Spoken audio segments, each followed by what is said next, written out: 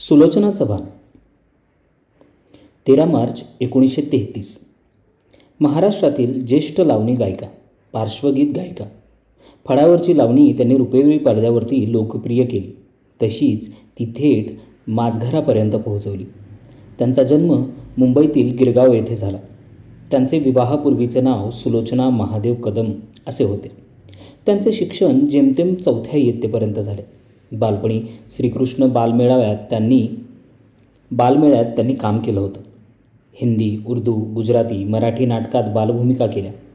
सुलोचना यांच्या मोठ्या भगिनीने त्यांना कलाक्षेत्रासाठी प्रोत्साहन दिले. श्रीकृष्ण बालमेळ्याचे रंगभूषाकार दांडेकर चित्रपटसृष्टीशी संबंधित होते. दांडेकर यांच्या ओळखीतून संगीत दिग्दर्शक श्यामबाबू पाठक यांच्याकडे सुलोचनाबाईंनी पहिले चित्रपट गीत गायले. वयाच्या 10व्या वर्षापासून त्यांनी गायनाला प्रारंभ केला. लग्नापूर्वी सुमारे 70 हिंदी चित्रपटातून त्यांनी पार्श्वगायन केले. हिंदी चित्रपटसृष्टीत त्या सुलोचना कदम अथवा के. सुलोचना नावाने ओळखल्या जायच्या.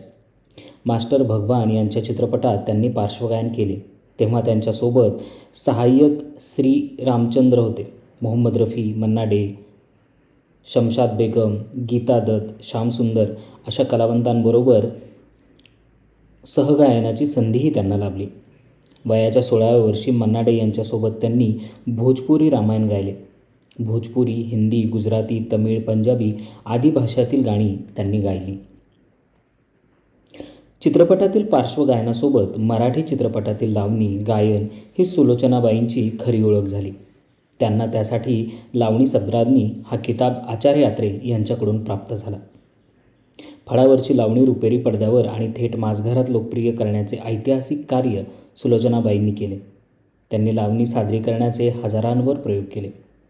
वत्सलाबाई कुमठेकर यांनी गायलेल्या सांभाळ ग सांभाळ ग दौलत लाखाची या लावणीने सुलोचनाबाई विलक्षण प्रभावित झाल्या. आचार्य आत्रे यांच्या हीच माझी लक्ष्मी या चित्रपटात त्यांनी मराठीतले पहिले पार्श्वगायन केले. संगीतकार वसंत देसाई यांनी संगीतबद्ध केलेल्या तसेच सुलोचनाबाईंनी गायलेल्या या गीताला रुपेरी पडद्यावर हंसा वाडकर यांनी साकार केले होते. 1952 साली कलगीतुरा या चित्रपटासाठी त्यांनी लावणी गायन केले. या चित्रपटाचे संगीत दिग्दर्शक होते शामराव चव्हाण.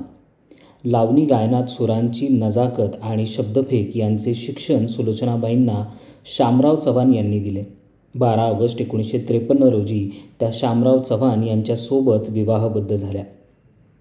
रंगल्या रात्री अशा या चित्रपटातील सुलोचना चव्हाण यांच्या लावण्या खूपच गाजल्या.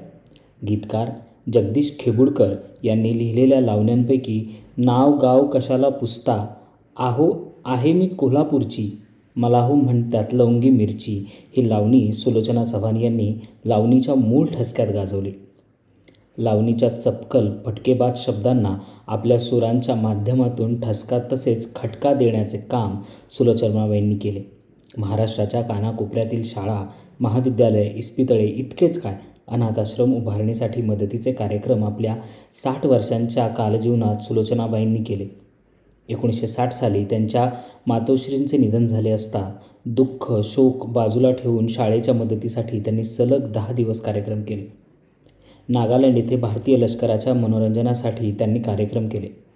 फळ सांभाळ तुऱ्याला गा आला, तुझ्या उसाला लागल कोला, पदरावरती जरतारीचा मोर नाचरा हवा, कसं काय पाटील बरं आहे का, या अशा अनेक लावण्या सुलोचनाबाईंनी गायल्या. त्या लोकप्रियही झाल्या. शरद सांस्कृतिक प्रतिष्ठानचा राम कदम पुरस्कार त्यांनी 2009 मध्ये प्राप्त केला. पी. सावळाराम यांच्या नावाने दिला जाणाऱ्या गंगा जमुना पुरस्कारानेही त्यांना सन्मानित करण्यात आले आहे.